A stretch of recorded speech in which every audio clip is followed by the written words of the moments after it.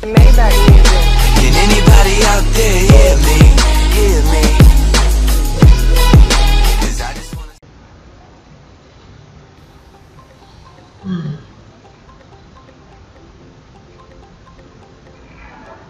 Assalamualaikum warahmatullahi wabarakatuh. Selamat datang kembali di channelnya Belajar Santai. Di video kali ini saya akan membagikan kisi-kisi soal P3K guru untuk kemampuan pedagogik atau keguruan. Nah, Bapak Ibu sekalian, seperti yang Bapak Ibu lihat, nanti linknya akan saya sematkan di deskripsi sehingga Bapak Ibu bisa mencobanya secara mandiri.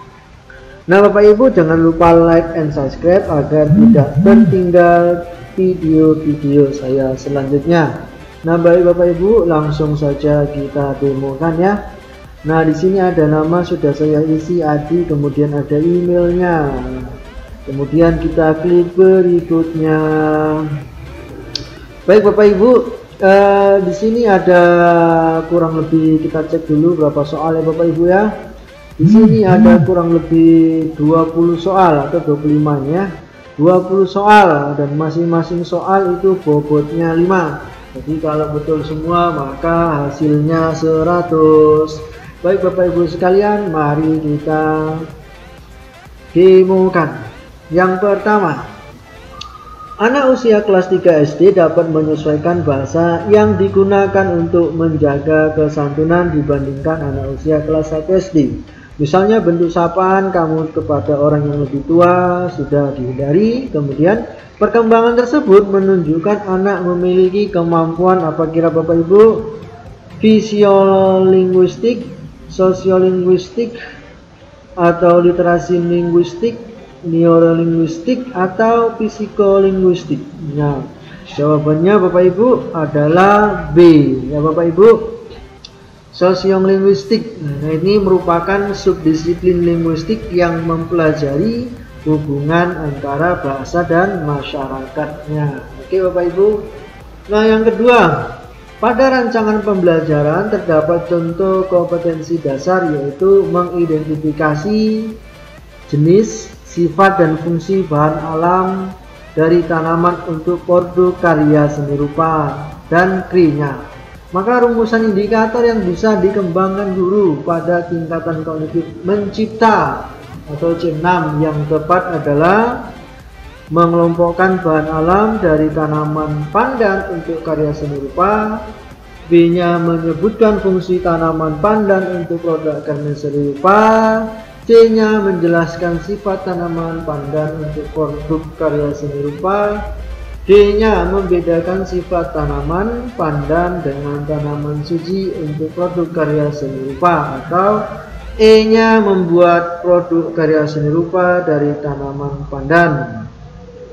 Nah, kalau seperti ini persoalannya, maka Bapak Ibu harus tahu dulu itu C6 itu tentang apa. Artinya mencipta yaitu membangun, membentuk, membuat, menampilkan, memperjelas, kemudian menemukan atau menyusun. Jadi indikator-indikator itu harus muncul dari kriteria kognitif dari mencipta. Jadi kalau dari sini maka yang paling tepat adalah jawabannya E ya Bapak Ibu, membuat produk, karena mencipta ya, membuat produk karya seni rupa dari tanaman. Jadi kita pilih yang E. Oke, langsung Bapak Ibu yang ketiga. Perencanaan pembelajaran yang menekankan pada proses keterlibatan peserta didik secara penuh untuk dapat menemukan materi yang dipelajari dan dihubungkan dengan situasi kehidupan sehari-hari, sehingga mendorong peserta didik dapat menerapkan dalam kehidupan mereka. Nah, pilihan strategi pembelajaran yang tepat yaitu A. Kooperatif, B. Inquiry, C. Problem solving, D. Discovery, atau E. Kontekstual. Nah, kalau cerita seperti ini artinya bahasa yang paling kita adalah menekankan proses keterlibatan sesuai dengan kehidupan sehari-hari. Jadi kalau ini kita lebih cocok modelnya kita gunakan kontekstual. Nah, kontekstual adalah konsep belajar yang mengaitkan antara materi yang diajarkan dengan situasi dunia nyata. Nah, jadi perlu diingat ya Bapak Ibu, kontekstual mengaitkan materi dengan konteks dunia nyata. Selanjutnya nomor 4, seorang guru meminta para peserta didiknya untuk mengamati suatu lingkungan, merumuskan pertanyaan yang ingin diketahui, mengumpulkan informasi terkait dengan lingkungan yang dipilih, menyusun laporan dan mempresentasikan hasil laporan baik individu maupun kelompok. Nah, pendekatan yang dipakai dalam pembelajaran tersebut adalah pendekatan, jadi yang disampaikan di sini Bapak Ibu itu adalah sintaks pembelajaran. Jadi ya kita mesti banyak-banyak membaca terkait dengan model-model pembelajaran. Jadi kalau dari sintaks yang kita lihat di sini, ini lebih tepatnya adalah sintaks saintifik ya Bapak Ibu ya. Nah, jadi ceritanya di sini adalah mengamati, menanya, mengeksplorasi, mengasosiasi, kemudian mengkomunikasikan. Ya Bapak Ibu. Baik Bapak Ibu, selanjutnya seorang guru mengajukan pertanyaan kepada siswa dengan tujuan agar siswa tersebut mengingat kembali materi pelajaran yang sudah dipelajari sebelumnya. Hal tersebut termasuk kegiatan. Jadi A. memberikan acuan, B. melaksanakan tes awal, C. memberikan bimbingan, D. membuat kaitan, atau E. mengingatkan motivasi. Jadi Bapak Ibu, kalau ceritanya seperti ini Bapak Ibu terkait dengan mengaitkan materi yang dipelajari yang sudah atau mengaitkan materi yang sudah dipelajari pada materi sebelumnya, maka ini lebih cocok membuat kaitan. Oke Bapak Ibu sekalian, mudah ya Bapak Ibu ya, sangat mudah. Nah baik Bapak Ibu, kita lanjut soal nomor 6. Teori yang menyatakan bahwa peserta didik selama kegiatan belajar lebih ditekankan untuk aktif berpikir, menyusun konsep-konsep, serta memberi makna tentang apa yang dipelajari, dan yang paling penting terwujudnya belajar adalah niat peserta didik itu sendiri, merupakan aliran dari teori konstruktivis, behavioristik, humanistik, sibernetik, atau kognitivistik. Nah, jadi ini kita mesti tahu apa namanya teori-teori dari yang ada pada poin A sampai poin E. Nah jadi kalau terkait dengan soal nomor 6, maka itu akan lebih condong pada jawaban ke A, yaitu konstruktivisme ya. Itu ya Bapak Ibu. Nah ini kalau sedikit saya berikan penjelasan bahwa teori belajar konstruktivisme itu yaitu memahami belajar sebagai proses pembentukan pengetahuan oleh peserta didik itu sendiri. Oke Bapak Ibu, kita lanjut nomor 7. Apabila dalam proses belajar peserta didik melakukan sesuatu sampai dengan mendapatkan respon yang tepat dan sesuai dengan apa yang diinginkan, serta menghilangkannya apabila dirasakan tidak sesuai. Hal ini merupakan prinsip belajar dari konseptualisasi, conditioning, trial and error, atau stimulus response, atau shaping. Jadi tentunya kita harus tahu pengertian. Maka kalau ceritanya seperti ini pada soal nomor 7, kita lebih condong pada soal atau jawaban poin C, trial dan error, yaitu metode coba-coba merujuk kepada upaya atau metode untuk mencapai sebuah tujuan melalui berbagai macam cara. Ya, Bapak Ibu. Baik, Bapak Ibu, nomor 8. Peserta didik diminta untuk membuat dugaan pada populasi hewan langka yang semakin sedikit. Hal ini termasuk kegiatan untuk mengembangkan kecerdasan visual spasial, verbal linguistik, naturalis, logis matematis, atau kinestetis. Jadi sekali lagi setiap kata-kata ilmiah ini mesti kita pahami. Jadi kalau pertanyaannya seperti itu, maka jawaban yang tepat adalah logis matematis. Nah, itu banyak ya macam-macam kecerdasan ya Bapak Ibu. Tentunya itu harus dipahami. Baik Bapak Ibu, nomor selanjutnya, peserta didik dalam suatu kelas gaya belajarnya beragam nih. Ada yang visual, auditori, dan kinestetik.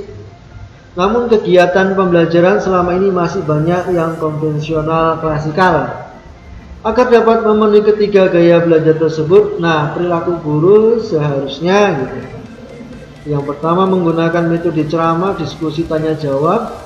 B-nya menggunakan media komik, pembelajaran buku paket.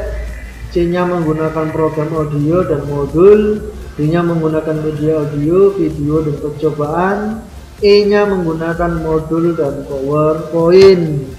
Jadi kalau kita lihat dari soal nomor 9 ini Bapak Ibu, maka lebih tepatnya jawabannya adalah yang D.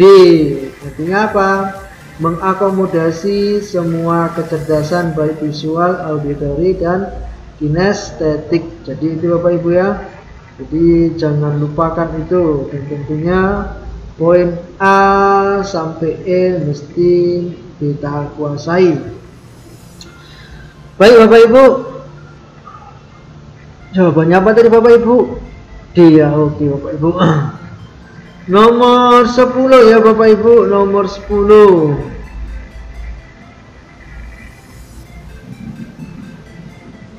Kegiatan pembelajaran yang diawali dengan pemberian rangsangan, mengidentifikasi,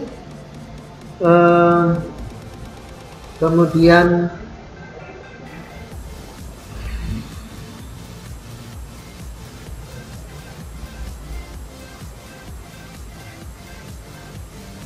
oke Bapak Ibu, nomor 10 ya, kita lanjut ya Bapak Ibu ya, nomor 10.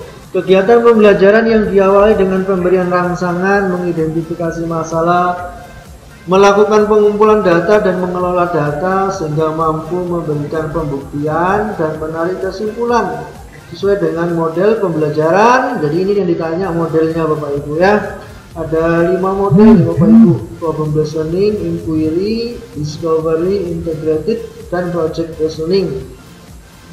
Jadi intinya pemberian rangsangan. Jadi mana yang cocok ini dari awal pemberian rangsangan. Maka kalau sifatnya seperti ini adalah model pembelajaran discovery learning. Jadi tentu Bapak Ibu setiap model ini sintaksnya harus diingat Bapak Ibu ya. Jadi kalau dia rangsang, mengidentifikasi, melakukan pengumpulan dan mengelola data, itu ya discovery learning. Itu sintaks dari discovery learning Bapak Ibu. Nomor 11 Bapak Ibu, contoh penerapan teori behaviorisme yang dilakukan oleh guru saat ini dalam media digital dalam praktik pembelajaran adalah internet dan PowerPoint, internet dan media Zoom, PowerPoint dan Microsoft Word, Google dan YouTube, atau PowerPoint dan multimedia. Jadi kata kuncinya behaviorisme. Jadi kalau ada mengedepankan kegiatan seperti sekarang ini, maka itu lebih tepatnya jawabannya adalah E, PowerPoint dan multimedia. Ini yang paling penting ya. Nomor 12 Bapak Ibu, guru mempelajari latar belakang masalah, seluk-beluk dan permasalahan peserta didiknya. Ketika kemudian guru memberi informasi atau pengetahuan yang memadai peserta didiknya, maka hal ini merupakan tahap kreativitas dalam iluminasi, verifikasi, inkubasi, persiapan meletakkan dasar atau produksi. Jadi jawabannya adalah D, Bapak Ibu ya. Jadi kalau kita lihat menurut Wallace Ali tahun 2014, keberhasilan orang-orang kreatif dalam mencapai ide, gagasan, pemecahan, cara kerja dan karya baru biasanya melewati beberapa tahapan seperti berikut. Nih, berikutnya itu ya banyak Bapak Ibu. Persiapan meletakkan dasar, inkubasi, jadi ada urutannya ya Bapak Ibu. Iluminasi, verifikasi, jadi itu ada urutannya. Baik Bapak Ibu, nomor 13. Belajar merupakan usaha pemberian makna oleh peserta didik kepada pengalamannya melalui asimilasi dan akomodasi yang menuju pada pembentukan struktur kognitifnya, memungkinkan mengarah kepada tujuan tersebut. Nah, ini merupakan teori belajar apa Bapak Ibu? Konstruktivisme, humanisme, behaviorisme, sibernetik atau kognitivisme. Sekali lagi Bapak Ibu ini mesti diingat. Jadi ini jawabannya adalah A ya Bapak Ibu. Konstruktivisme yaitu salah satu filsafat pengetahuan yang menekankan bahwa pengetahuan adalah bentukan atau konstruksi si belajar sendiri atau si anak didik itu sendiri. Nomor 14 Bapak Ibu. Apabila peserta didik belum siap untuk melakukan keterampilan berpikir tingkat tinggi, maka strategi yang dilakukan guru adalah yang A. Mengidentifikasi peserta didik yang sudah siap maupun yang belum siap untuk mengikuti pembelajaran dengan proses berpikir tingkat tinggi. Kita melakukan kegiatan pembelajaran dengan keterampilan berpikir tingkat tinggi, membentuk kelompok, mengubah perencanaan atau membangun terlebih dahulu jembatan. Jadi tentunya ini bisa kita pilih, mungkin A sudah bisa, tapi ada satu poin yang penting di sini adalah poin E ya Bapak Ibu. Kita mesti membangun terlebih dahulu jembatan penghubung antara proses berpikir yang rendah menuju berpikir tingkat tinggi.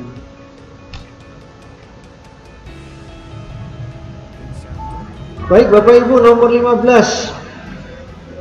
Ada banyak model pembelajaran yang dapat digunakan dalam mengimplementasikan pendekatan saintifik. Ini adalah model pembelajaran ke-13 ya Bapak Ibu. Satu di antaranya adalah model pembelajaran kooperatif atau lebih dikenal dengan cooperative learning. Kemudian pembelajaran kooperatif ini adalah, langsung ditanya apa itu pembelajaran kooperatif gitu ya. Tentunya yang A, strategi pembelajaran yang mengintegrasikan metode belajar media pembelajaran secara sistematis gitu.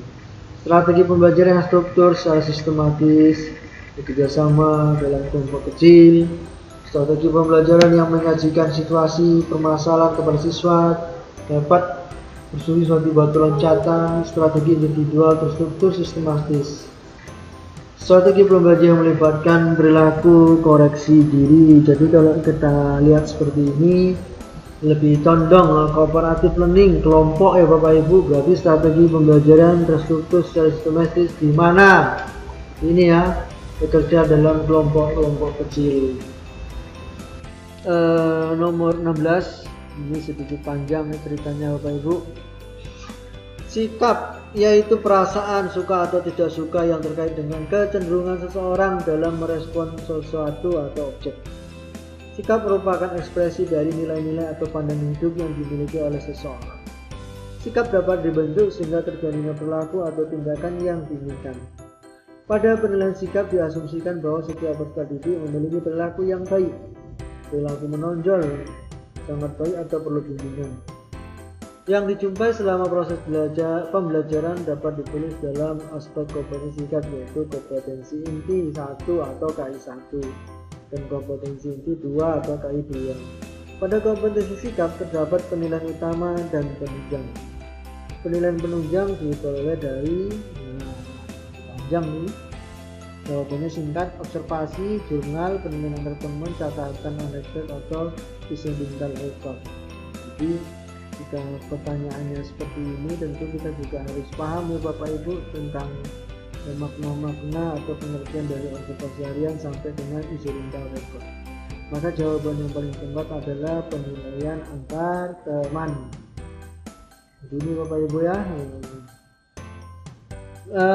Poin 17, penilaian dilaksanakan melalui 3 pendekatan, yaitu assessment of learning di akhir, assessment for learning untuk pembelajaran, dan assessment as learning, penilaian sebagai pembelajaran.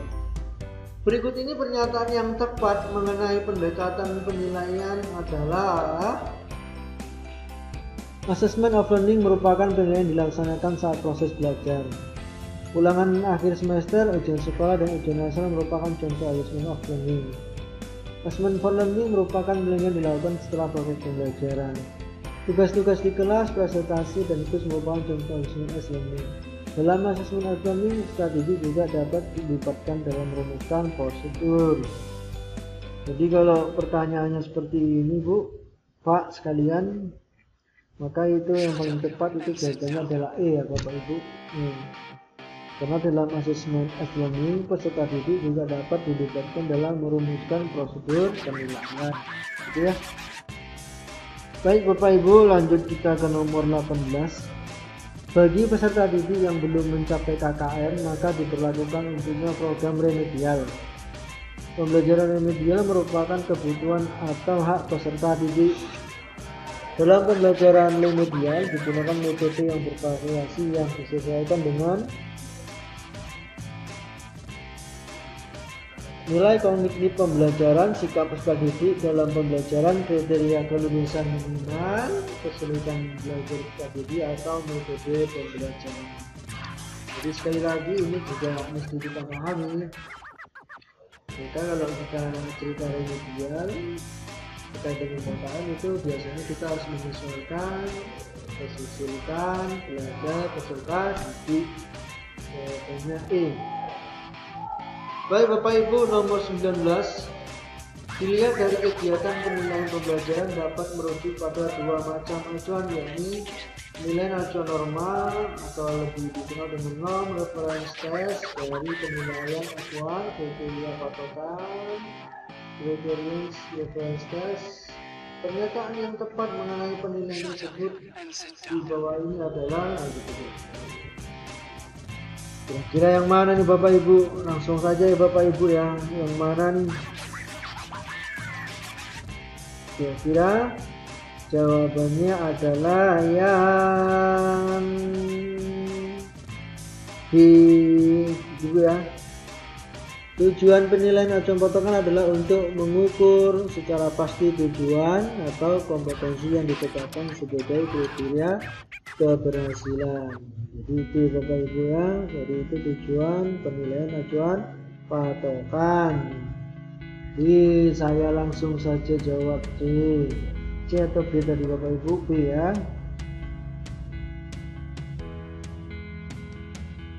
Oke, nomor 20, the last question. Ini saya agak percepat Bapak Ibu. Pembelajaran remedial dimulai dari identifikasi kebutuhan peserta didik. Kebutuhan peserta didik ini dapat diketahui dari analisis kesulitan belajar peserta didik dalam memahami konsep-konsep tertentu. Berdasarkan analisis kesulitan belajar, dari itu ya, baru kemudian guru memberikan pembelajaran remedial. Peserta didik yang sedang mengalami kesulitan belajar, berikut ini yang bukan instrumen untuk mengatasi kesulitan belajar peserta didik adalah portofolio, wawancara, kepribadian, kunjungan ke rumah, atau observasi.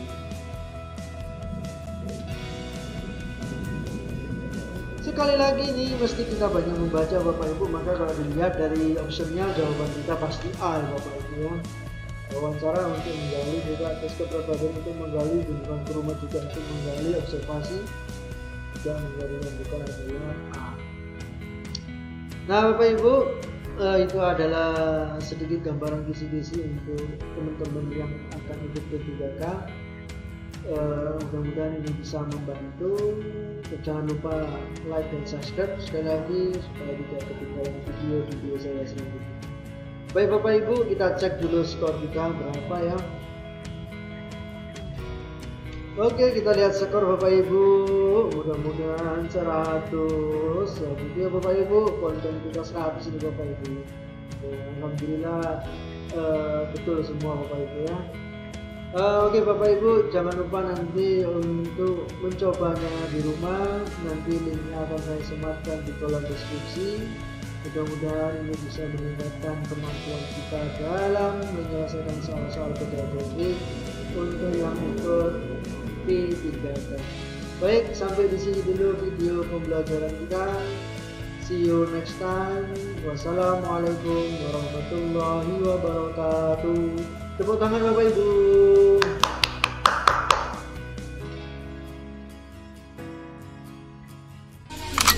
Can anybody out there hear me?